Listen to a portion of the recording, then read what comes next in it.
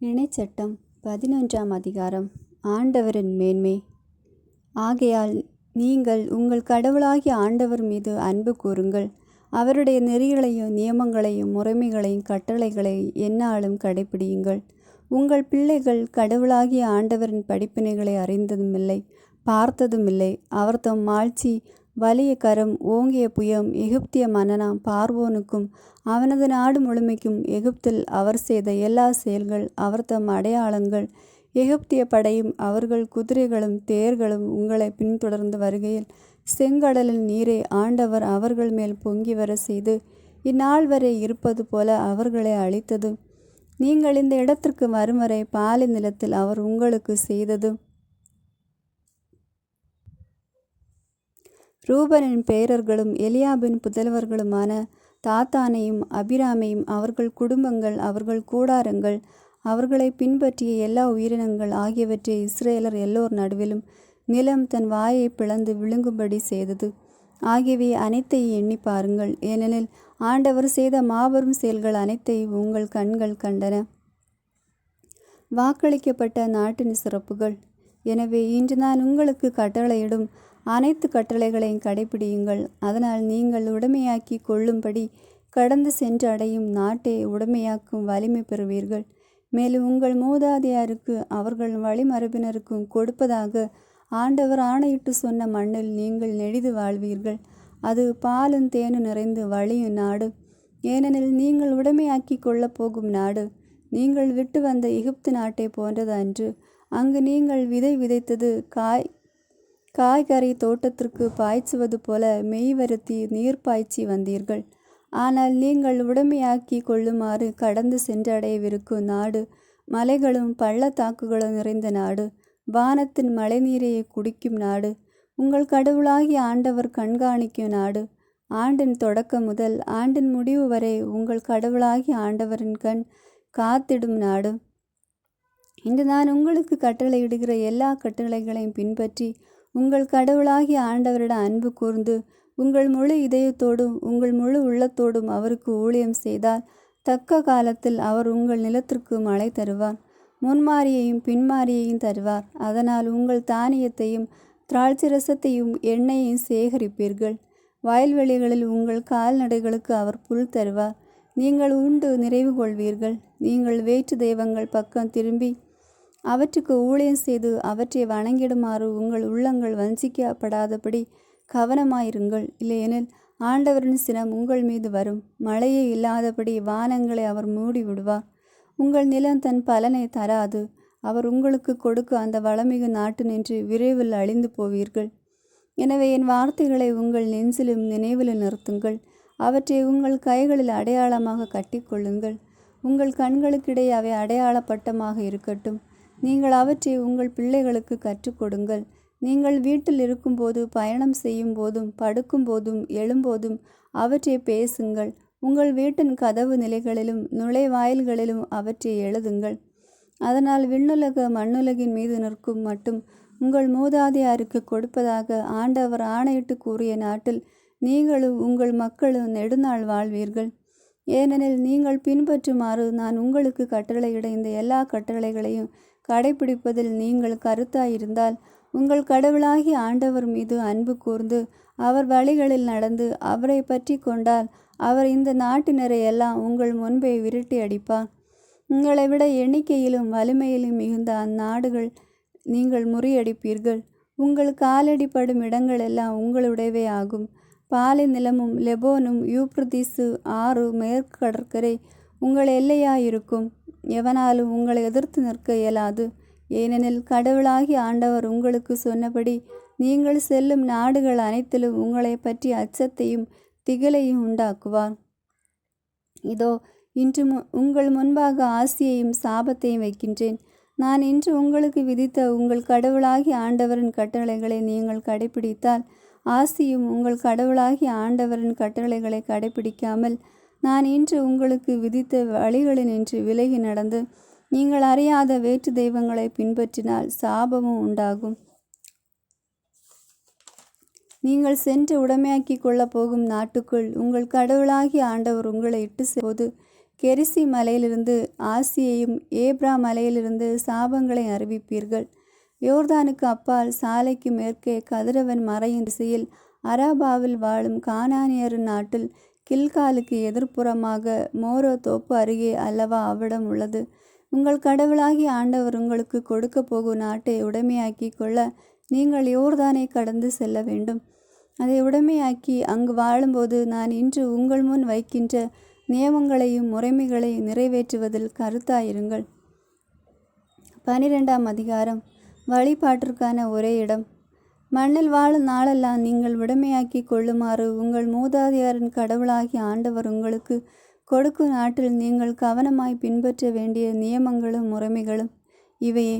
நீங்கள் விரட்டி அடிக்கப் போகும் மக்கள் இனங்கள் தங்கள் தெய்வங்களுக்கு உயர்ந்த மலைகளின் மீதும் குன்றுகளின் மீதும் பசுமையான மரங்களின் மீதும் ஊழியம் செய்த எல்லா இடங்களையும் முற்றிலும் அழித்து விடுங்கள். அவர்களின் பலிபீடங்களை இடித்து அவர்களின் சிலை தூண்களை நொறுக்கி அவர்களின் அசுகுர கம்பங்களை தீயில் சுட்டரித்து அவர்களின் கைவினையான தெய்வங்களின் சிலைகளை உடைத்து அவர்களின் பெயர் அவ்விடங்களில் இல்லாது ஒழியுங்கள். ஆனால் உங்கள் கடவுளாகிய ஆண்டவருக்கு அவ்விதம் செய்யாதீர்கள். ஆண்டவராகிய கடவுள் தம் பெயர் விளங்கவும் அங்கே குடி அமரவும் உங்கள் எல்லா குலங்களிலிருந்து தெரிந்தெடுக்கும் இடத்தையே நீங்கள் நாடி அங்கேயே செல்லுங்கள். உங்கள் எரிபலிகளையும் மற்ற பலிகளையும் 10 பங்கையும் அர்ப்பண காணிக்கைகளையும் நேர்ச்சி காணிக்கைகளையும் தன்னார்வ பலிகளையும் ஆடு மாடுகளின் தலையீற்றையும் அங்கே கொண்டு வாருங்கள். அங்கே உங்கள் கடவுளாகிய ஆண்டவர் முன்னிலையில் உண்பீர்கள். உங்கள் உழைப்பின் பயனும் உங்கள் கடவுளாகிய ஆண்டவரால் ஆசி பெற்றதுமாகிய எல்லாவற்றுக்காகவும் நீங்கள் உங்கள் வீட்டார் அனைவரும் மகிழ்வீர்கள். இந்த நாட்களில் இங்கே நாம் செய்வது போல ஒவ்வொருவரும் தம் பார்வையில் சரியென தோன்றுவதை செய்ய வேண்டாம். ஏனெனில் உங்கள் ஆண்டவராகிய கடவுள் கொடுக்க போகும் உரிமை சொத்துக்கும் ஓய்வுக்கும் இன்னும் நீங்கள் போகவில்லை. ஆனால் நீங்கள் யோர்தானை கடந்து சென்று உங்கள் ஆண்டவராகிய கடவுள் உரிமையாக தருகின்ற நாட்டில் குடி அமரும்போது நீங்கள் அச்சமின்றி வாழும் பொருட்டு உங்களை சுற்றிலும் உள்ள உங்கள் பகைவர் அனைவரிடமிருந்து உங்களுக்கு அவர் ஓய்வு தரும்போது அவர் பெயர் விளங்குமாறு அவர் தெரிந்தெடுக்கும் இடத்திற்கு நான் உங்களுக்கு கட்டளையிடும் எல்லாவற்றையும் கொண்டு செல்வீர்கள். உங்கள் எரிபலிகளையும் மற்ற பலிகளையும் 10 பங்கையும் அர்ப்பண காணிக்கைகளையும் ஆண்டவருக்கு நேர்ந்து கொண்ட சிறந்த நேர்ச்சி காணிக்கைகள் அனைத்தையும் கொண்டு செல்வீர்கள். நீங்களும் உங்கள் புதல்வரும் உங்கள் புதல்வியரும் அடிமைகளும் அடிமை பெண்களும் உங்கள் கடவுளாகிய ஆண்டவர் முன் அகமகிழ்வீர்களாக.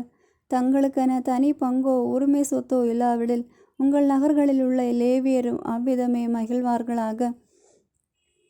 கண்ட இடமெல்லாம் உங்கள் எரிபலிகளை செலுத்தாதபடி கவனமாயிருங்கள். ஆனால் உங்கள் குலங்களில் ஒன்றிலிருந்து ஆண்டவர் ஓரிடத்தை தெரிந்தெடுப்பார். அங்கே நீங்கள் உங்கள் எரிபலிகளை செலுத்துங்கள். நான் உங்களுக்கு கட்டளையிடும் எல்லாவற்றையும் அங்கே நிறைவேற்றுங்கள். ஆயினும் உங்கள் கடவுளாகிய ஆண்டவர் உங்களுக்கு அளித்துள்ள ஆசிக்கு ஏற்ப உங்கள் நகர்களில் உங்கள் விருப்பப்படியே விலங்குகளை அடித்து உண்ணலாம். தீட்டுள்ளவனும் தீட்டற்றவனும் அவற்றிலிருந்து உண்ணலாம். பெண்மானையும் கலைமானையும் உண்பது போல உண்ணலாம். இரத்தத்தை மட்டும் அருந்த வேண்டாம். தண்ணீரை ஊற்றுவது போல அதை தரையில் ஊற்றி விடுங்கள். உங்கள் விளைச்சலின் 10 பங்கிலிருந்தோ திராட்சை ரசத்திலிருந்தோ ஆடு மாடுகளின் தலையீற்றுகளிலிருந்தோ நீங்கள் தேர்ந்து கொண்ட சிறந்த நேர்ச்சி காணிக்கைகளிலிருந்தோ உங்கள் தன்னார்வ பலிகளிலிருந்தோ உங்கள் அர்ப்பண பலிகளிலிருந்தோ எதையும் எடுத்து உங்களது நகரில் உண்ண வேண்டாம். ஆனால் உங்கள் கடவுளாகிய ஆண்டவர் தெரிந்தெடுக்கும் இடத்தில் நீங்கள் அதை அவர் முன்னிலையில் உண்ணுங்கள். நீங்களும் உங்கள் மகன் மகள் அடிமை பெண் ஆகியோரும் உங்கள் நகர்களில் உள்ள லேவியரும் உண்ணுங்கள். நீங்கள் செய்யும் அனைத்திலும் உங்கள் கடவுளாகிய ஆண்டவரில் அகமகிழுங்கள்.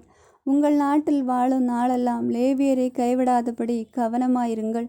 உங்கள் கடவுளாகிய ஆண்டவர் உங்களுக்கு வாக்களித்தபடி உங்களது எல்லையை விரிவுபடுத்தும் போது நீங்கள் இறைச்சி உண்ண விரும்பி நான் இறைச்சி உண்பேன் என்றால் நீங்கள் விரும்பிய அளவு உண்ணலாம். அவர் தம் பெயர் விளங்குமாறு ஆண்டவர் தெரிந்தெடுக்கும் இடம் உங்களுக்கு வெகு தொலைவில் இருந்ததால் அவர் உங்களுக்கு கொடுத்துள்ள ஆட்டையோ மாட்டையோ நான் உங்களுக்கு விதித்துள்ளபடி உங்கள் நகரிலே அடித்து நீங்கள் விரும்புவது போல் உண்ணலாம். பிணைமானையும் கலைமானையும் உண்பது போல உண்ணலாம். தீட்டுள்ளவர்களும் தீட்டற்றவர்களும் உண்ணலாம். இரத்தத்தை அருந்தாதபடி மட்டும் கவனமாயிருங்கள். ஏனெனில் இரத்தமே உயிர் சதையோடு உயிரையும் சேர்த்து உண்ணாதீர்கள். இரத்தத்தை நீங்கள் அருந்த வேண்டாம். தண்ணீரை ஊற்றுவது போல அதை தரையில் ஊற்றி விடுங்கள். நீங்கள் அதை அருந்தலாகாது. அப்பொழுது உங்களுக்கு பின் உங்கள் மக்களுக்கும் எல்லாம் நலமாகும். ஆண்டவரின் பார்வையில் நீங்கள் நேரியன செய்தவர்களாவீர்கள். உங்களிடமிருந்து வரவேண்டிய புனித பொருட்களையும் உங்களது நேர்ச்சி காணிக்கைகளையும் எடுத்துக்கொண்டு ஆண்டவர் தேர்ந்து கொள்ளும் இடத்திற்கு செல்லுங்கள். அங்கு உங்கள் கடவுளாகிய ஆண்டவரின் பீடத்தில் உங்கள் எரிபலிகளை செலுத்துங்கள். சதையோடும் இரத்தத்தோடும் செலுத்துங்கள். உங்கள் பலிப்பொருட்களின் இரத்தத்தை நீங்கள் உங்கள் கடவுளாகிய ஆண்டவரின் பீடத்திலே ஊற்றிவிடுங்கள். ஆனால் இறைச்சியை நீங்கள் உண்ணலாம். நான் உங்களுக்கு விதிக்கும் இக்கட்டளைகளை எல்லாம் கடைபிடிப்பதில் கவனமாயிருங்கள். உங்கள் கடவுளாகிய ஆண்டவர் முன்னிலையில் நீங்கள் நலமானதையும் நேரியதையும் செய்தால் உங்களுக்கு பின் உங்கள் பிள்ளைகளுக்கும் என்றும் எல்லாம் நலமாகும். சிலை வழிபாடு குறித்து எச்சரித்தல். நீங்கள் சென்று விரட்டி அடிக்கும் மக்கள் இனங்களை உங்கள் கடவுளாகிய ஆண்டவர் வேறறுப்பார். நீங்கள் அவர்களை விரட்டி அடித்துவிட்டு அவர்களது நாட்டில் குடியேறுங்கள். உங்கள் முன்னிலையில் அவர்கள் முறியடிக்கப்பட்ட பின் அவர்களை பின்பற்றி வஞ்சிக்கப்படாதபடியும் இந்த மக்களினங்கள் தங்கள் தெய்வங்களுக்கு எப்படி ஊழியம் செய்தனவோ அவ்விதமே நாங்களும் செய்வோம் என்று சொல்லி அவர்களின் தெய்வங்களை பற்றி கேட்டறியாதபடியும் கவனமாயிருங்கள். உங்கள் கடவுளாகிய ஆண்டவருக்கு அவர்களது முறைப்படி செய்ய வேண்டாம். ஏனெனில் ஆண்டவர் வெறுக்கும் எல்லா அருவருப்பானவற்றையும் அவர்களுடைய தெய்வங்களுக்கு அவர்கள் செய்தார்கள். தங்கள் புதல்வரையும் புதல்வியரையும் கூட அவர்களின் தெய்வங்களுக்கென நெருப்பில் சுட்டரித்தார்கள். நான் உங்களுக்கு விதிக்கிற யாவற்றையும் கடைபிடிப்பதில் கவனமாயிருங்கள். அவற்றோடு எதையும் கூட்டவோ அவற்றிலிருந்து எதையும் குறைக்கவோ வேண்டாம். 13ஆம் அதிகாரம். உங்கள் நடுவில் ஓர் இறைவாக்கினன் அல்லது கனவு காண்பவன் தோன்றி உங்களிடையே ஒரு அடையாளம் அல்லது அருஞ்செயல் காட்டுவேன் என்று சொல்லலாம். அவன் சொல்வது போல அடையாளம் அல்லது அருஞ்செயல் நடக்கலாம். அதன்பின் அவன் வாருங்கள், வேற்று தெய்வங்களை பின்பற்றி அவற்றுக்கு ஊழியம் புரிவோம் என்று கூறலாம். அவை நீங்கள் அறியாதவை. அந்த இறைவாக்கினன் அல்லது கனவு காண்பவனின் சொற்களுக்கு செவி கொடுக்க வேண்டாம். ஏனெனில் உங்கள் கடவுளாகிய ஆண்டவர் மீது நீங்கள் முழு இதயத்தோடும் முழு உள்ளத்தோடும் அன்பு கூறுகின்றீர்களா என்று அவர் உங்களை சோதிக்கின்றார். உங்கள் கடவுளாகிய ஆண்டவரை பின்பற்றி அவருக்கு அஞ்சி அவர் தம் கட்டளைகளை கடைபிடித்து அவர் குரலுக்கு கீழ்ப்படிந்து அவருக்கு ஊழியம் செய்து அவரை பற்றி கொள்ளுங்கள். ஆனால் அந்த இறைவாக்கினன் அல்லது கனவு காண்பவன் கொல்லப்பட வேண்டும். ஏனெனில் எகிப்து நாட்டிலிருந்து உங்களை அழைத்து வந்த அடிமைத்தன வீட்டிலிருந்து உங்களை விடுவித்த உங்கள் கடவுளாகிய ஆண்டவருக்கு எதிராக அவர் உங்களை வாழ சொன்ன வழிகளிலிருந்து கலகம் செய்ய அவன் தூண்டினான். இத்தகைய தீமையை உங்களிடமிருந்து கருவருங்கள். உன் தாயின் மகனாகிய உன் சகோதரன், உன் மகன், மகள், அன்பு மனைவி, ஆரியூர் நண்பன் ஆகியோரில் எவராவது நீயும் உன் மூதாதையரும் அறிந்திராத வேற்று தெய்வங்களிடம் சென்று அவற்றுக்கு ஊழியம் செய்வோம் என்று இரகசியமாக நயவஞ்சகமாக கூறலாம். உன்னை சுற்றிலும் உனக்கு அருகிலோ தொலையிலோ உலகின் ஒரு முனை முதல் மறுமுனை வரையிலோ உள்ள மக்களினத்தாரின் சில தெய்வங்களை பற்றி உன்னிடம் கூறலாம். நீ அவனுக்கு இணங்கவோ செவி கொடுக்கவோ இரக்கம் காட்டவோ வேண்டாம். அவனை தப்பி ஓடவோ ஒளித்து வைக்கவோ வேண்டாம். மாறாக நீ அவனை கொல்வாய். முதலில் உன் கையும் பின்னர் அம்மக்கள் அனைவரின் கைகளும் அவனை கொல்வதற்காக அவன் மீது படட்டும். அடிமைத்தன வீடாகிய எகிப்து நாட்டு நின்று உன்னை வெளிக்கொணர்ந்த உன் கடவுளாகிய ஆண்டவரிடமிருந்து உன்னை விலக்கிவிட அவன் முயற்சி செய்த காரணத்தால் நீ அவனை கல்லால் அறிந்து கொள்வாய். இஸ்ரேல் முழுவதும் இதை கேட்டு அஞ்சட்டும். அதனிடையே இது போன்ற தீச்செயல்களை நீ ஒருபோதும் நடவாதிருக்கட்டும். நீங்கள் குடியேறும்படி உங்கள் கடவுளாகிய ஆண்டவர் கொடுக்கும் நகர் ஒன்றினுள் சில கயவர் வந்து அந்நகரின் மக்களில் சிலரிடம் வாருங்கள், வேற்று தெய்வங்களுக்கு ஊழியம் புரிவோம் என்று கூறி சிலரை தவறான வழியில் இட்டு சென்றதாக நீங்கள் கேள்விப்படலாம். அவற்றை நீங்கள் அறியீர்கள். நீங்கள் நன்றாக விசாரித்து ஆராய்ந்து கவனமுடன் கேட்டு தெளிந்த பின் உண்மையாகவும் உறுதியாகவும் உங்களிடையே இத்தகைய அருவருக்கத்தக்க செயல் நடந்தது என்று அறிய வரலாம். அப்பொழுது நீங்கள் அந்த நகரின் மக்களை கருக்கு வாய்ந்த வாளால் வெட்டுங்கள். அந்நகரில் உள்ள எல்லோரையும் கால்நடைகளையும் வாளுக்கு இரையாக்குங்கள். அதை முற்றிலும் அழித்து விடுங்கள். அந்நகரில் உள்ள பொருட்களை எல்லாம் அதன் நற்சந்தியில் ஒன்று சேர்த்து நகரையும் பொருட்களையும் தீயால் சுட்டரித்து உங்கள் கடவுளாகிய ஆண்டவருக்கு எரிபலியாக்குங்கள். அந்நகர் ஒரு மேடாக என்றும் இருக்கும். அது மீண்டும் கட்டி எழுப்பப்படாது. அழிவுக்குரிய அப்பொருள் எதையும் உங்கள் கை தொட வேண்டாம். அதனால் ஆண்டவர் தமது கடும் சினத்திலிருந்து மனமாறி பேரிரக்கம் காட்டுவார். உங்கள் மூதாதையாருக்கு அவர் வாக்களித்தபடி உங்களை பலிகை செய்வார்.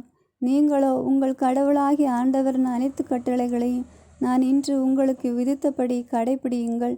அவர் பார்வையில் நேரியதை செய்யுங்கள். 14ஆம் அதிகாரம். துக்கம் கொண்டாடும் முறைக்கு தடை. நீங்கள் உங்கள் கடவுளாகிய ஆண்டவரின் மக்கள். எனவே இறந்தவருக்காக உங்கள் உடலை சிதைத்து கொள்ள வேண்டாம். உங்கள் தலைமுடியை மலித்து கொள்ளவும் வேண்டாம். ஏனெனில் நீங்கள் உங்கள் கடவுளாகிய ஆண்டவரின் தூய மக்களினம். மண்ணுலகின் மீது உள்ள எல்லா மக்களினங்களிலும் உங்களை தனி சொத்தாக ஆண்டவர் தேர்ந்து கொண்டார். உண்ணத்தக்க தகாத விலங்குகள்.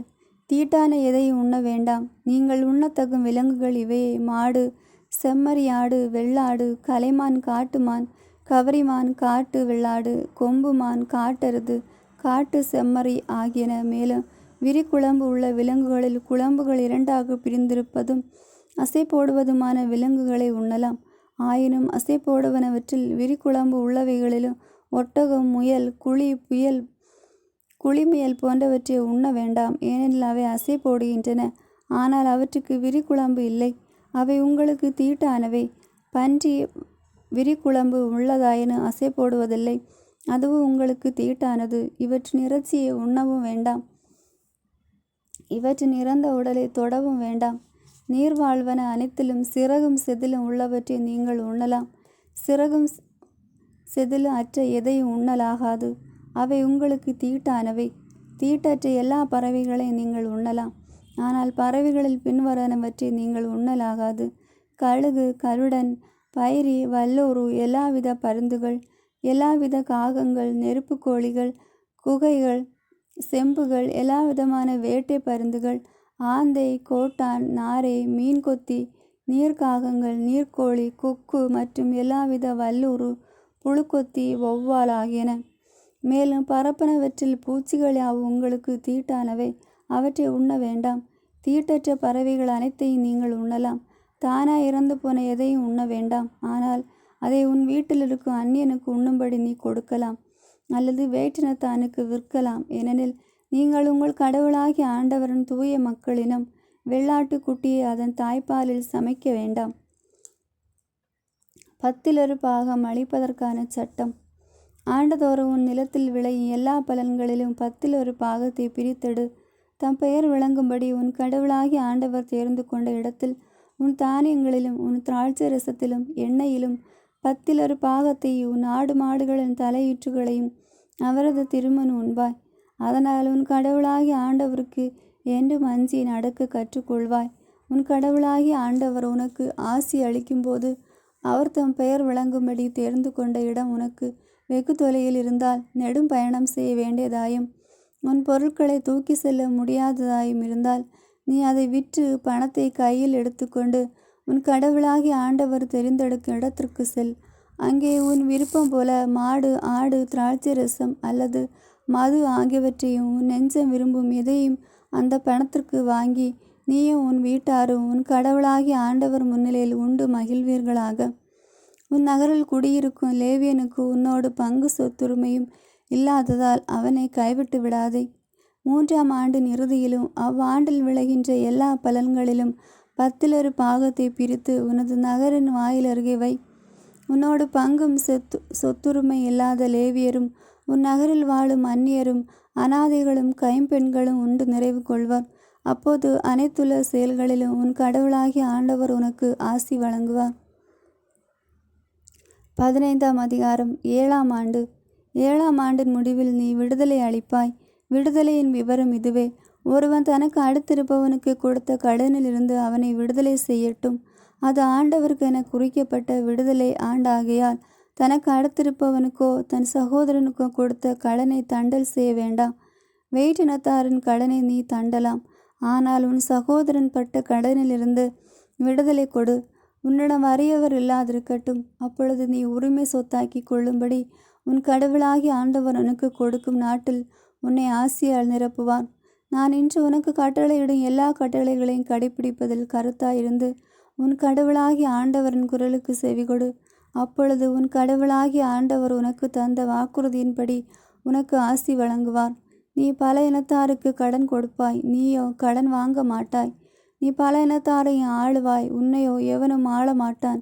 உன் கடவுளாகிய ஆண்டவர் உனக்கு கொடுக்கும் நாட்டிலுள்ள எந்த நகரிலாவது உன் சகோதரன் ஒருவன் வறியவனாயிருந்தால் உன் வறிய சகோதரன் மட்டில் உன் உள்ளத்தை கடினப்படுத்தாதே, உன் கையை மூடிக்கொள்ளாதே.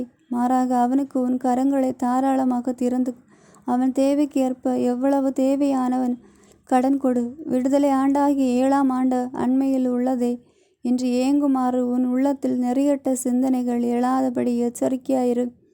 ஏனெனில் உன் வறிய சகோதரன் எரிச்சலுடன் நோக்கி அவனுக்கு எதுவும் தரவில்லை எனில் உனக்கு எதிராக அவன் ஆண்டவரிடம் முறையிடுவான். அது உன்னை குற்றத்திற்கு உள்ளாக்கும். நீ அவனுக்கு தாராளமாய் கொடு. அவனுக்கு கொடுக்கும்போது உள்ளத்தில் பெருமாதே. அப்போது நீ செய்யும் அனைத்து செயல்களிலும் மேற்கொள்ளும் எல்லா முயற்சிகளும் உன் கடவுளாகிய ஆண்டவர் உனக்கு ஆசி வழங்குவார். உனது நாட்டில் ஏழைகள் என்றும் இருப்பர். எனவே நான் உனக்கு கட்டளையிட்டு சொல்கிறேன், உன் சகோதரனுக்கும் உன் நாட்டிலும் வறியவருக்கும் தேவையுள்ளோருக்கும் உன் கையை தாராளமாய் திற. அடிமைகளை நடத்தும் முறை. உன் இனத்து ஓர் எபிரியனோ ஓர் எபிரியளோ உன்னிடம் அடிமையாய் விலைப்பட்டிருந்தால் 6 ஆண்டுகள் அவர்கள் உனக்கு பணிபுரியட்டும். 7ஆம் ஆண்டில் உன்னிடமிருந்து விடுதலை கொடுத்து அவர்களை அனுப்பிவிடு. உன்னிடமிருந்து விடுதலை கொடுத்து அவர்களை அனுப்பும்போது வெறுங்கயராய் அனுப்பாதே. உன் கடவுளாகிய ஆண்டவர் உனக்கு ஆசி வழங்கியுள்ளபடி உன் ஆட்டு மந்தையிலும் உன் களத்திலும் உன் திராட்சை ஆலையிலும் இருந்து தாராளமாக அவனுக்கு கொடுத்து அனுப்பு. எகிப்து நாட்டில் நீ அடிமையாய் இருந்தாய் என்பதையும் உன் கடவுளாகிய ஆண்டவரை உன்னை மீட்டார் என்பதையும் நினைவில் கொள். எனவே நான் உனக்கு இதை கட்டளையிடுகிறேன்.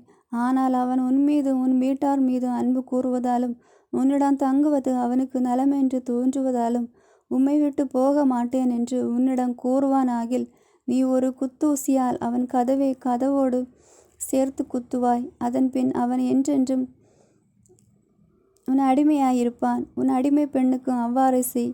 நீ அவனுக்கு விடுதலை கொடுத்து அனுப்பிவிடுவது உனக்கு வருத்தம் தரலாகாது. ஏனெனில் அவன் ஒரு வேளையாயின் பாதி கூலிக்கு 6 ஆண்டுகள் உனக்கு பணி செய்திருப்பான். மேலும் உன் கடவுளாகிய ஆண்டவர் நீ மேற்கொள்ளும் எல்லா முயற்சிகளிலும் உனக்கு ஆசி வழங்குவான். ஆடு மாடுகளின் தலையீற்று. உன் ஆடு மாடுகளின் ஆண் தலையீற்றுகளை உன் கடவுளாகிய ஆண்டவர்க்கென ஒப்புக்கொடு. உன் மாட்டின் தலையீற்றிடம் வேலை வாங்காதே. உன் ஆட்டின் தலையீற்றின் ரோமத்தை கத்தி எறியாதே. உன் கடவுளாகிய ஆண்டவர் தெரிந்து கொள்ளும் இடத்தில் நீயும் உன் வீட்டாரும் ஆண்டுதோறும் அவர் தம் திருமண அவற்றை உண்பீர்கள். அவை ஏதாகிலும் குறை உள்ளனவாய் இருப்பின், முடகு குருடு அல்லது வேறு எந்த உணவும் இருப்பின் அவற்றை உன் கடவுளாகிய ஆண்டவருக்கு பலியிடாதே. அவற்றை உன் நகர எல்லைக்குள் உண்பாயாக. கலைமானையும் கவரிமானையும் உண்பது போல உண்ணலாம். தீட்டுள்ளவனும் தீட்டற்றவனும் உண்ணலாம். அதன் இரத்தத்தையோ உண்ண வேண்டாம். தண்ணீரை போல் அதை தரையில் ஊற்றிவிடு. ஆமேன். God bless you.